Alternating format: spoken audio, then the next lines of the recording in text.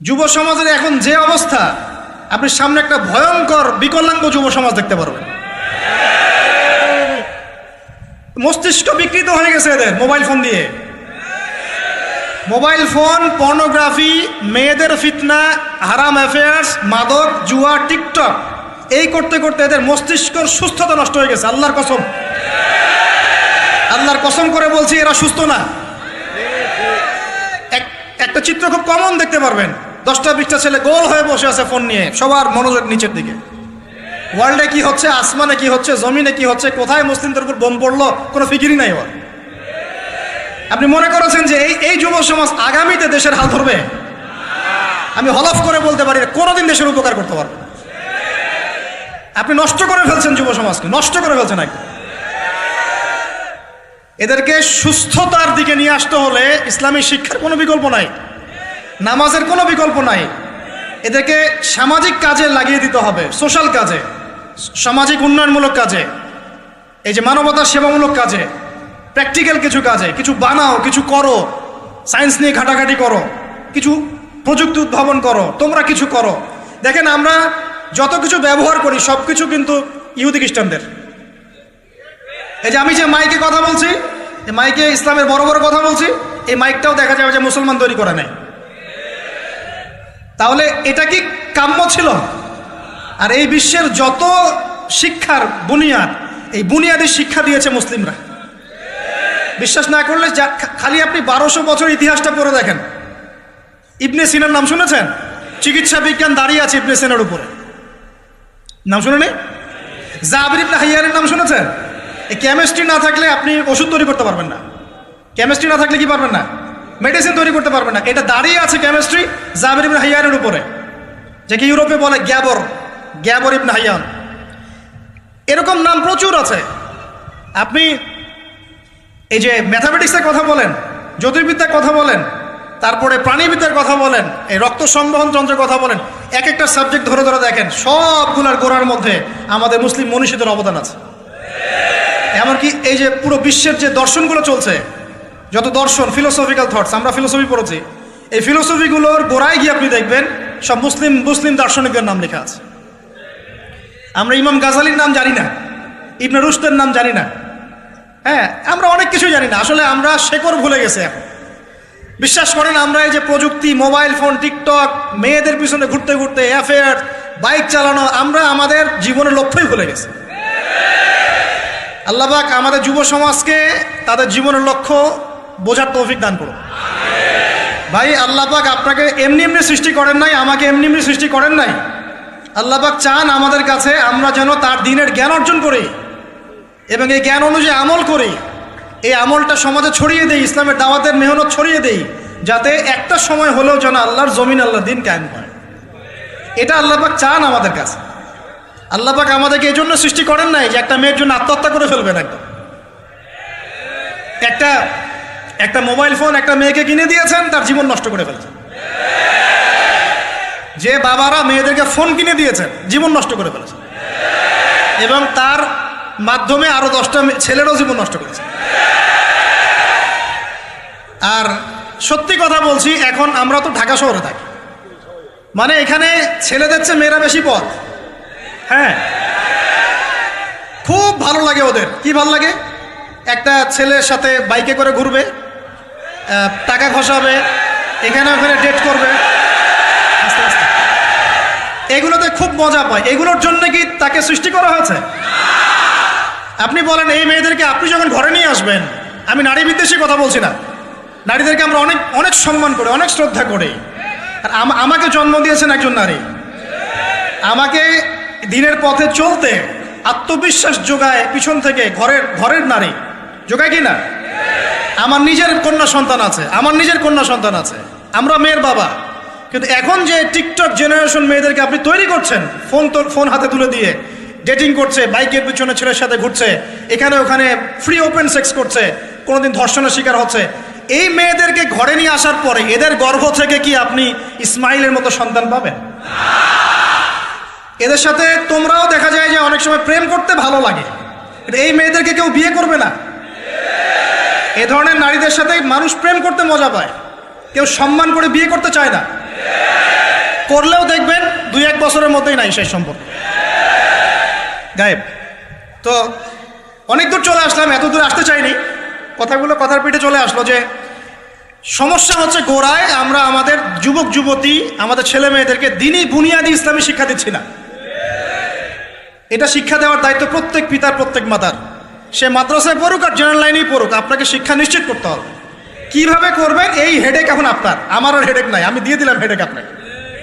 এই হেডেকটা আমার মাথায় ছিল, আপনাকে দিয়ে দিলাম, আপনি চিন্তা করেন কিভাবে করবেন। এখন পারলে অফলাইনে করেন, না হলে অনলাইনে করেন। অনলাইনে আচ্ছা আলোচনা চলে আসছে, একটা কথা বলে দিই, অনলাইনে অনেক রকম কোর্সেস চলছে। তবে আমি নিয়াত করেছি ইনশাআল্লাহ, আমি আরও কয়েকজন ওলামায়ে কেরামদের সাথে পরামর্শ করেছি এবং এখনও করে যাচ্ছি, কমপক্ষে বরেণ্য 8 থেকে 10 জন স্কলার বা আলেমদেরকে নিয়ে অনলাইনে ইনশাআল্লাহ আমরা একটা মাদ্রাসা খুলবো ইনশাআল্লাহ। এটা অফলাইন না, অনলাইন মাদ্রাসা। আমি নাম দিয়েছি তহা জিন্নুরাইন ইসলামিক অনলাইন মাদ্রাসা। আমি দোয়া করি আল্লাহর কাছে, আল্লাহ পাক যেন এই মাদ্রাসাকে কবুল করেন। এর ওসিলা করে আল্লাহ পাক লক্ষ লক্ষ কোটি কোটি যুবককে দ্বীনের জ্ঞান শেখার তৌফিক দান করেন, যুবতীদেরকে দান করেন, আমাদের ছোট ছোট সোনামণিদেরকে দান করেন। যারা অফলাইনে দিন শিখতে পারছে না, আল্লাহ যেন অনলাইনে শেখার তৌফিক দান করেন। তো এখানে বেশ কয়েকটা লেভেলে বেশ কয়েকটা কোর্স লঞ্চ করা হবে ইনশাআল্লাহ। যেমন বাচ্চাদের জন্য বুনিয়াদি নুরানি কোর্স। আপনার বাচ্চা আছে ছোট, 4 বছর 5 বছর বয়স, ভর্তি করায় দিলেন, নুরানি কোর্স করবে, কোরআন তেলাওয়াত করা শিখবে। এরপরে হিপস, একটা হিপসের কোর্স, আপনি অনলাইনেই হিপস করবেন। যাদের বয়স 10 বছর হয়ে গেছে, 12 বছর 15 বছর, অনলাইন হিপস করবেন। আপনি চলে আপনার বয়স যদি 30-40 হয় আপনিও করতে পারবেন, তো আপনার ব্যাচটা আলাদা হবে। এরপরে হচ্ছে আমাদের জেনারেল ভাইদের জন্য, জেনারেল শিক্ষিত তিনি ভাইদের জন্য ইসলামিক ডিপ্লোমা কোর্স। এটা কেমন? এখানে 4-5টা লেভেল থাকবে। লেভেল 1 মনে করেন, এখানে আপনার বুনিয়াদি জিনিস, আপনার আকীদা, আপনার কোরআন তেলাওয়াতের জ্ঞান, আপনার দৈনন্দিন জিকির আজগার, নামাজ, আপনার হাদিসের মধ্যে ফয়জুল কালামের মতো বই, ঠিক আছে, ইসলামের ইতিহাস, তারপরে ফিকহের মধ্যে ফিকহুল মুয়াসসার, এই ধরনের বই। মানে প্রাথমিক বুনিয়াদি যে জ্ঞানটুকু মাদ্রাসা দেওয়া হয় এটা ইনশাল্লাহ শিখবেন। এটা শেষ করার পরে যাবেন লেভেল 2। লেভেল 2তে গিয়ে আরও হাই ক্লাস কিছু বই পাবেন, ওখানে আরও কিছু সাবজেক্ট অ্যাড হবে, ইসলামিক পরিবার, ইসলামিক অর্থনীতি, ঠিক আছে, ইসলামিক জিওপলিটিক্স, এসক্যাটোলজি, এরকম কিছু সাবজেক্ট আসবে ইনশাআল্লাহ। এটা দিয়ে আবার কপি করে সবাই বানানো শুরু করে দিয়েন না, আমি তো বলে দিচ্ছি আর কি। আর বানালেও আলহামদুলিল্লাহ কোনো সমস্যা নাই, এটাও দিনের খেদমত হবে ইনশাআল্লাহ। একজনকে দেখে যদি আরও 10 জন শেখে সমস্যা, কোনো সমস্যা। এভাবে লেভেল 3তে গিয়ে আপনি মাদ্রাসায় যেগুলো নাহু, হেদায়েতুন নাহু, হেদায়া কুদুরি, এই ধরনের বইগুলো পড়ানো হয়, এগুলো শিখবেন ইনশাআল্লাহ। শেষ লেভেলে গিয়ে আপনি জালালাইনের মতো তাফসীর শিখবেন ইনশাআল্লাহ। মানে একজন মৌলানা সাহেব বলতে বোঝাচ্ছি, আমি তো আপনাকে ফকিহ বা মুফতি বা মুহাদ্দিস এরকম লেভেলের কথা বলছি না। একজন আলেম, একজন জাননেওয়ালা, বুঝওয়ালা মানুষ যতটুকু দিনের জ্ঞান অর্জন করেন ইনশাআল্লাহ, এই জ্ঞানটুকু আপনি লেভেল 1, 2, 3, 4, 5 এভাবে আপনি অর্জন করবেন ইনশাআল্লাহ। এভাবে যদি আমরা পুরো বাংলা ভাষাভাষীদের মধ্যে, পুরো ওয়ার্ল্ড ওয়াইড এটাকে ছড়াতে পারি ইনশাআল্লাহ, আগামী 5 বছরের মধ্যে আমরা আশাবাদী কমপক্ষে 1 লক্ষ মানুষ তো দিন শিখবেন ইনশাআল্লাহ। আল্লাহ পাক আমাদেরকে তৌফিক দান করুন।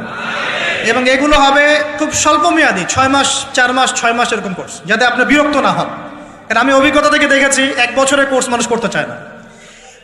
দিনী বোনদের জন্য কোর্স থাকবে এবং দিনী বোনদের ক্লাস নেবেন মহিলা টিচাররা ইনশাআল্লাহ। দিনী বোনদের ক্লাস নেবেন মহিলা টিচাররা ইনশাআল্লাহ। যদি কেউ প্যারেন্টিং নিয়ে কোর্স করতে চান, প্যারেন্টিং কোর্স থাকবে, সন্তান প্রতিপালন। যদি কেউ পরিবার নিয়ে কোর্স করতে চান, ফ্যামিলি ডেভেলপমেন্ট কোর্স থাকবে। ইসলামিক ইকোনমিক্স নিয়ে কোর্স করতে চান, ইসলামিক ইকোনমিক্সের কোর্স থাকবে। ইসলামিক ফাইন্যান্স শিখতে চান, সেটা থাকবে ইনশাআল্লাহ। এক একটা ডিপার্টমেন্টে এক একটা কোর্স নিয়ে আমরা এই মাদ্রাসা লঞ্চ করবো ইনশাআল্লাহ তাআলা। আল্লাহ পাক এটাকে কবুল করুন, আমিন। এবং এর পাশাপাশি এই সিলেবাসগুলো আমি নিয়াত করেছি উন্মুক্ত করে দিব।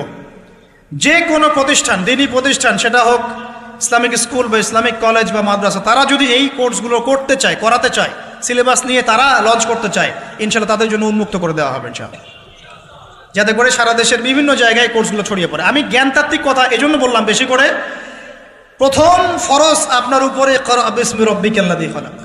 আমরা ইয়াংদের মধ্যে একটা সমস্যা দেখছি এখন, ফ্যান্টাসি মানে আগে হয়তো মানে বিপথে ছিল, হেদায়েত পেয়েছে, ইসলামের দিকে এসেছে, এখন অনেক বড় বড় স্বপ্ন, মাশাআল্লাহ স্বপ্ন দেখা ভালো, বড় বড় স্বপ্ন, বড় বড় ইচ্ছা, অনলাইনে বসে গরম করে ফেলছে একদম, ফেসবুক গরম, ইউটিউব গরম, হ্যাঁ ব্লগ দিয়ে ভর্তি গরম, কিন্তু বেসিক যে কোরআন তেলাওয়াতটা করা শিখবে সেটা ঠিক নাই। 3 মাস কোরআনটা তেলাওয়াত করা শিখবে একজন আলেমের কাছে? নাই। একটা কোর্স লঞ্চ করে দেন 6 মাস, 6 মাস ক্লাস করবে না, প্রথমে 1 মাস ক্লাস করে পরেরটা নাই, 5 মাস নাই। এইভাবে ভাই দিনের হয়তো সামান্য কিছু খেদমত হতে পারে, সামগ্রিক পরিসরে ইসলাম বিজয়ী হবে না। এক কথায় আমরা যদি এই যুগের আবু বকর, ওমর, ওসমান, আলী রাদিয়াল্লাহু আনহুম আজমাইন হতে না পারি, তাহলে এই যুগের সেই ইসলামী খেলাফা বাস্তবায়িত হবে না। এটা হলো মূল কথা। এই পথের প্রথম কাজটাই হচ্ছে দ্বীনি ইলম অর্জন করা। আর ইলম অর্জন করাটা আপনার জন্য কি? নফল, মুস্তাহাব, সুন্নত না ফরজ? এটা কে বলেছেন? রাসূলুল্লাহ সাল্লাল্লাহু আলাইহি ওয়াসাল্লাম বলেছেন, তালাবুল ইলমি ফরিদাতুন আলা কুল্লি মুসলিম। তালাবুল ইলম মানে জ্ঞান অর্জন করা, ফরিদা ফরজ মানে কি? ফরজ মানে বাধ্যতামূলক, আলা কুল্লি মুসলিম, কুল্লি মানে কি? প্রত্যেক, কুল্লি মানে কি? কুল্লু মানে প্রত্যেক মুসলমানের উপরে, প্রত্যেক মুসলমান যে মুসলমান দাবি করে নিজেকে, কালিমা পড়েছে, তার উপরে জ্ঞান অর্জন করা ফরজ করেছেন আল্লাহ। আপনি কোরআন তেলাওয়াত না শিখে থাকতে পারবেন না, তো এটা আপনার উপর ফরজ করা হয়েছে। নামাজ কি পড়ছেন, কি বলছেন, এটা আপনাকে শিখতে হবে, তো এটা ফরজ করা হয়েছে। আজান দেওয়া শিখতে হবে, ইকামত দেওয়া শিখতে হবে, ইমামতি করার যোগ্যতা অর্জন করতে হবে। এই মালয়েশিয়ার একটা ভালো জিনিস দেখলাম যে ওখানে প্রাইমারি লেভেল থেকে, মানে স্কুল লেভেল থেকেই এই মাদ্রাসা এবং মানে জেনারেল এটা আলাদা করে করে কোনো প্যাটার্ন করা নাই, এটা একসাথেই প্যাটার্নটা করে দেয়া। মানে আপনি স্কুলে ভর্তি হলে, স্থানীয় স্কুলে বা কলেজে যেভাবে তারা সিস্টেম করেছে, ইসলামের বুনিয়াদী শিক্ষাটা বাধ্যতামূলক শিখতে হবে। যে কেউ, তাদের সিভিলিয়ানদের মধ্যে যে কেউ ইমামতি করতে পারে, মাশাআল্লাহ। এটা আমাদের করা উচিত ছিল না? আমরা কি মুসলিম প্রধান দেশের অধিবাসী না? আমরা জোর দাবি জানাই যে শিক্ষা ক্ষেত্রে একটা আমূল পরিবর্তন নিয়ে আসতে হবে ইনশাআল্লাহ।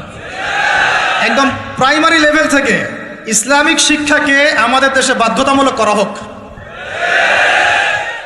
মাদ্রাসা শিক্ষা মাদ্রাসায়, আবার সেকুলার শিক্ষাতে, এই দুদিকে চলছে। তাহলে একজন ব্যক্তি যে এই যে স্কুলে ভর্তি হলো, আপনার ছেলে এখানে 10 বছর পড়বে, এসএসসি পরীক্ষা দিবে, এইচএসসি, তারপরে অনার্স মাস্টার্স, এই 20 বছরে ইসলামটা শিখবে কি? যতটুকু শিখছে এই শিক্ষাটা তো প্র্যাকটিক্যালি প্রয়োগ করতে পারছে না। আর এই জায়গা থেকে যখন কেউ উঠে আসছে, তখন সে তো উম্মার দায়িত্ব নিতে পারছে না। তাহলে ব্যাপারটা কি এমন যে আমরা এদিকে শুধু দুনিয়ার চর্চা করব, আর মাদ্রাসা লাইনে যারা পড়ে তারা দিনের চর্চা করবে? দিন চর্চা করার, দিন পালন করার, প্রচার প্রসারের আমাদের কোনো অধিকার নাই? তাহলে এই শিক্ষাটা অর্জন করলে কি আমরা কি সবাই কি খারাপ হয়ে যাব? আমরা যদি ইসলামিক শিক্ষা শুরু থেকে দেওয়ার চেষ্টা করি বাচ্চাদেরকে, প্রাইমারি লেভেল থেকে, আমাদের বাচ্চারা কি নষ্ট হয়ে যাবে? এই জিনিসটা আল্লাহ পাক আমাদের সমস্ত ঊর্ধ্বতন কর্তৃপক্ষদেরকে বোঝার তৌফিক দান করুন। আল্লাহ পাক আমাদের ঊর্ধ্বতন কর্তৃপক্ষদেরকে এই বিষয়টা বোঝার তৌফিক দান করুন যে ইসলামী শিক্ষায় কল্যাণ ছাড়া অকল্যাণ কিছু নাই। এখানে যদি অন্য ধর্মাবলম্বী কেউ থাকেন, সে তার ধর্ম চর্চা করবে, কোনো সমস্যা? আমরা আমাদের ধর্ম শিখবো ইনশাআল্লাহ। তো এই জিনিসটা আমাদের বুনিয়াদী শিক্ষা। এখন যদি আপনি না পারেন, এখন আপনার কাছে ওই পাওয়ার নাই, ক্ষমতা নাই, ইমপ্লিমেন্টের সুযোগ নাই, তাহলে কি করবেন? তাহলে এখন যে আপনি 20 বছর পড়াশোনা করে ফেলেছেন জেনারেল লাইনে, এখন কি করবেন? এখন আপনার জন্যে কিছু অপশন খোলা আছে। এক, স্থানীয় বরেণ্য ওলামায়ে কেরাম যারা আছেন তাদের সাথে পরামর্শ করে সিলেবাস তৈরি করে নিয়ে পড়াশোনা করুন, এটা একটা অপশন। 2, আপনারা কিছু দিনই ভাই ব্যাচ করে করে ওলামায়ে কেরামের কাছে গিয়ে একটা করে কিতাব শেষ করেন।